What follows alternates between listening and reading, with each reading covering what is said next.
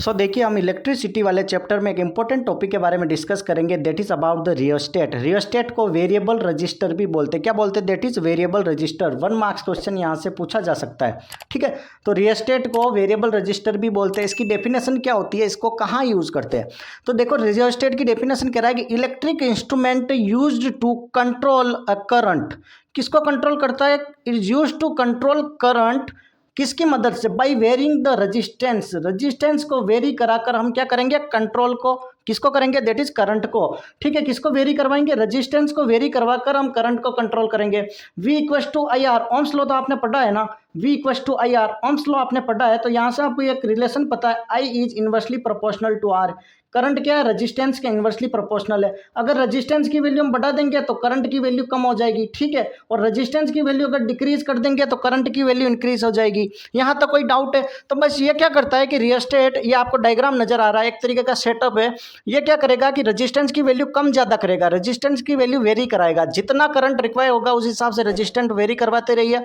आपको जितना current required होगा उस हिसाब से आप करंट सेट कर सकते हो। ठीक है, डायग्राम में आप सेटअप देखो कि ये आपको एक सिलेंड्रिकल ये दिख रहा है, इसके ऊपर ये रेड कलर का है, this one is an coil of wire. Wire की कोइल है, ये है ए टर्मिनल, क्लियर है, ये है बी टर्मिनल और ये है दैट इज सी टर्मिनल। यहाँ तो कोई डाउट है? तो ए टर्मिनल, ये जो यहाँ से करंट इन हो रहा है, आई एंटर कर रहा है, और ये जो बी वाला टर्मिनल है ये स्लाइडर से कनेक्ट है। ये जो दिख रहा है this one is N slider. Slider क्या करेगा? स्लाइड करेगा, ऐसे ऐसे मोमेंट होगा स्लाइडर का, इससे लेफ्ट राइट मोमेंट होगा।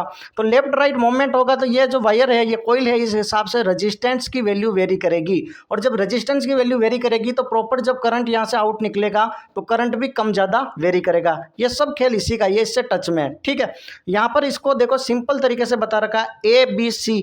या तो आप सर्किट 3 टर्मिनल है ए बी सी, तो आप 2 को यूज कर सकते हैं, या तो ए बी टर्मिनल को यूज करो या बी सी टर्मिनल को यूज करो। सिर्फ 2 टर्मिनल ही काम में आएंगे, that is in rheostat. Clear है यहाँ तक?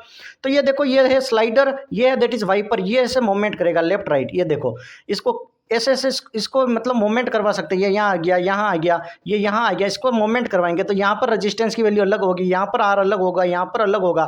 तो रजिस्टेंस की वैल्यू क्या करेगी? कंटिन्यूअसली वेरी करेगी। और जब रजिस्टेंस वेरी करेगा तो ओम्स लॉ से पता है करंट भी वेरी करेगा। तो सिंपल पता चल गया कि rheostat is a electric instrument that is used to control a current by varying the resistance. Here we are changing the value of resistance, here we are increasing the value of resistance, decreasing the value of resistance, and finally due to change in value of resistance current will be changed. okay, यहाँ तक clear है? Now come to the symbol. Symbol ये देखो, first one symbol ये और second वाला ये।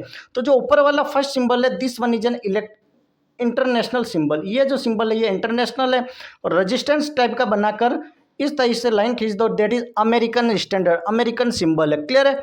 2 तरीके से यहाँ से कई बार क्वेश्चन पूछा जाता है। और भी कोई डाउट हो तो कमेंट बॉक्स में आप पूछ सकते हो। Thank you so much. Channel को लाइक शेयर सब्सक्राइब जरूर करें।